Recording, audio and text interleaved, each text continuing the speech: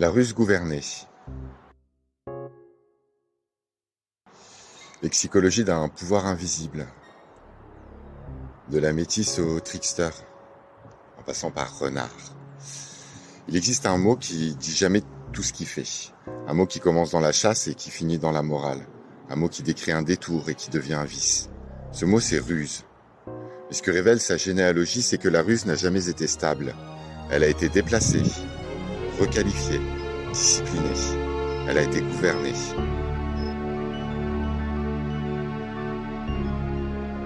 Première partie, XIIe siècle, le détour du gibier.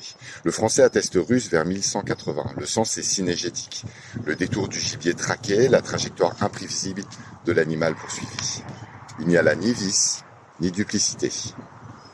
Il y a une intelligence spatiale, une intelligence de la fuite. Étymologiquement, ruse vient de l'ancien français reusses, issu du latin recusare, refuser, repousser. La chaîne sémantique est décisive. Repousser, se retirer, se dérober, éviter, contourner, tromper. La tromperie n'est pas première. Elle est un effet secondaire du mouvement. À ce stade, la ruse n'est pas morale. Elle est topologique. Elle relève d'une science du détour. Détienne et Vernant appelleraient ça métisse, une intelligence du mouvant, du polymorphe, de l'instable. La métisse n'est pas frontale. Elle plie le réel. Elle se glisse dans ses failles. Elle n'oppose pas une force à une autre. Elle déplace. Deuxième partie, XIIe siècle, de l'animal à l'humain et la renardisation du monde. Vers la fin du XIIe siècle, Ruse quitte le champ synégétique pour entrer dans le champ humain. Le détour devient feinte, l'évitement devient intention. C'est exactement à ce moment que surgit le roman de Renard. Parce que Renard manipule le langage. Il plie les hiérarchies féodales. Il exploite les contradictions du pouvoir. Alain Ray rappelle un fait décisif. Le mot renard n'existait pas. On disait goupil, du latin vulpes. C'est le succès du cycle littéraire qui substitue le nom propre renard au nom commun goupil. Autrement dit, la fiction remplace l'espèce. Le personnage devient catégorie zoologique. La ruse ne qualifie plus seulement un comportement, elle devient identité. Le monde se renardise. Ce phénomène linguistique est immense. Il signifie qu'une intelligence oblique, incarnée par un personnage marginal, contamine le lexique. Le renard n'est plus seulement un animal. Il est la figure même de la ruse. Mais comment la langue médiévale qualifie-t-elle renard? Fausse, trompeur, malicieux. Jamais stratège. La ruse humaine apparaît en même temps que son soupçon. La langue n'a pas encore les mots pour valoriser cette intelligence, elle aussi. L'astuce. Deuxième mot du champ lexical, une faculté instable. Au XIIIe siècle apparaît astuce, issu du latin astutia. Le CNRTL rappelle que le terme désigne d'abord une finesse d'esprit. Brunet-Latin précise que l'astuce peut être bonne ou mauvaise selon la fin. L'astuce est puissance, elle n'est pas vice. La moralité dépend de l'usage. Mais ce qui est frappant, c'est que cette neutralité ne dure pas. Au XIVe siècle, l'astuce devient adresse malfaisante. La capacité est recodée, la suspicion s'installe. Troisième partie. XVe siècle. Fourbe et marque sociale. Au XVe siècle apparaît fourbe. 1455, fourbe désigne un voleur complice d'escrocs. Le mot naît dans l'univers judiciaire urbain, il porte la trace d'une économie sociale. Alain Ray rappelle que fourbe passe par fourbir, francique fourbiane, nettoyer, polir. Avant d'être tromperie, la ruse est polissage, affûtage, préparation invisible. La technique précède la faute. Le glissement argotique vers le vol introduit la criminalisation. La ruse populaire devient fourberie. Pendant ce temps, la ruse aristocratique s'appelle stratagème, même geste, autre nom. La langue trace une frontière. Quatrième partie, XVIIe siècle, scapin et la fixation morale. Au XVIIe siècle, le suffixe eurie transforme la conduite en catégorie morale. Fourberie devient essence. Et là, c'est fondamental. Et le personnage de Scapin sera un jalon essentiel. Scapin agit sans lieu propre. Michel de Certeau dirait « La stratégie appartient à celui qui possède un territoire. La tactique est l'art de celui qui n'en a pas. » Nomadisme de la tactique. Scapin n'a ni patrimoine, ni institution. Il opère dans l'interstice. Il détourne la règle au moment même où elle s'exerce.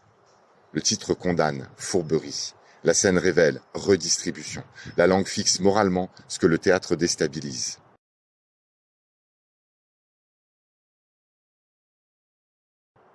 Grand 5. modernité, gouvernementalité et production des catégories. C'est ici que l'analyse doit devenir plus rigoureuse. Chez Michel Foucault, le pouvoir moderne ne s'exerce pas seulement par interdiction. Il produit des catégories, il distribue les qualificatifs, il institue des régimes de vérité. Le pouvoir ne se possède pas, le pouvoir ne possède rien, le pouvoir s'exerce, il circule. Dire d'un acte qu'il est stratagème ou qu'il est fourberie, ce n'est pas décrire une essence, c'est l'inscrire dans un dispositif de légitimité. La gouvernementalité moderne exige la lisibilité des conduites. Elle valorise la transparence, l'aveu, la visibilité. La ruse, par définition, opacifie. Elle retarde l'exposition. Elle déjoue le regard. Dans un régime où l'individu doit se rendre visible, la ruse devient faute parce qu'elle suspend la capture. Le lexique moralise l'oblique. La langue participe de la normalisation. Elle ne se contente pas de refléter le pouvoir, elle l'organise.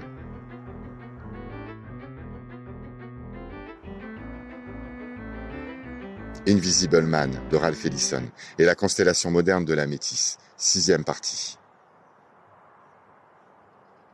Dans Invisible Man, le protagoniste découvre qu'il est invisible non par magie, mais parce que le regard social refuse de le voir. Son invisibilité n'est pas absence, elle est effet d'un régime de perception.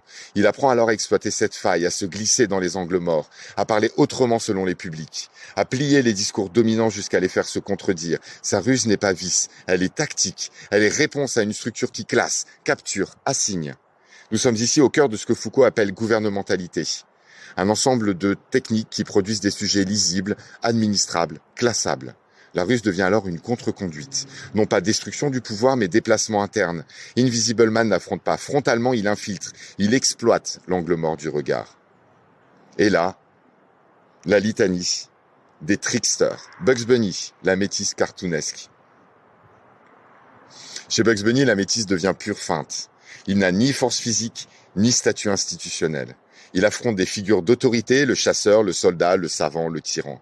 Il change d'identité en un instant, il se déguise, il inverse les rôles, il détourne la violence contre elle-même. La ruse devient plasticité, elle est intelligence du timing. Elle n'annule pas la force brute, elle la ridiculise. Le cartoon radicalise la métisse antique. Dans un monde où les lois physiques sont instables, c'est l'intelligence de l'instabilité qui triomphe. Bugs Bunny est une métisse sans culpabilité, mais il reste marginal. Il n'est jamais souverain, il est l'éternel survivant. Loki, l'oblique face à la souveraineté. L'oblique. Loki, dans l'univers Marvel, comme dans la mythologie nordique, est la figure de l'oblique. Il ne possède pas le trône, il le désire, il manipule les alliances, il crée des fractures dans l'ordre vertical d'Asgard. Mais Loki n'est jamais pleinement légitime. Son intelligence est reconnue, mais suspecte. Il incarne parfaitement le gradient lexical français. Stratégie quand il sert le royaume, fourberie quand il le trahit. La même action change de nom selon sa position. Loki montre que la ruse n'est pas en soi condamnée. Elle est condamnée lorsqu'elle conteste la souveraineté. Luffy et le Gear 5, la métisse devenue puissance plastique. Luffy. Avec Luffy et son Gear 5 dans One Piece, quelque chose d'inédit se produit. La ruse ne se contente plus de contourner, elle transforme la réalité elle-même. Le corps devient élastique à un degré cartoonesque, les lois physiques plient, le combat devient dessin animé. Luffy ne gagne pas par puissance brute, il gagne par imprévisibilité, par humour, par déformation. Le Gear 5 n'est pas seulement un power-up, c'est la victoire de la plasticité sur la rigidité. Dans un monde saturé de hiérarchie, d'empereurs et de marines, Luffy introduit la logique du jeu. La métisse antique devient ici énergie anarchique. Elle n'est plus seulement tactique, elle est esthétique. Elle ridiculise la solennité du pouvoir. La métisse n'a pas disparu. Invisible Man exploite les angles morts du regard moderne. Bugs Bunny ridiculise la violence. Loki fracture la souveraineté. Luffy transforme la loi en cartoon.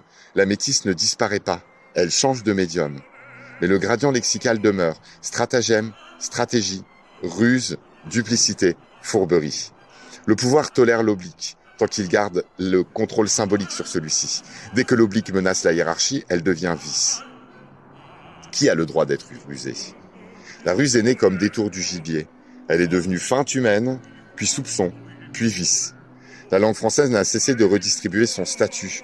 Renard en a fait une identité, Scapin en a révélé l'arbitraire, Ulysse en rappelle la grandeur, Invisible Man en expose la nécessité. Le trickster traverse les siècles. Il rappelle qu'il existe une intelligence que le pouvoir ne peut jamais supprimer, seulement renommer. La question n'est pas « la ruse est-elle morale ?» mais qui a le droit d'être rusé sans être nommé fourbe ?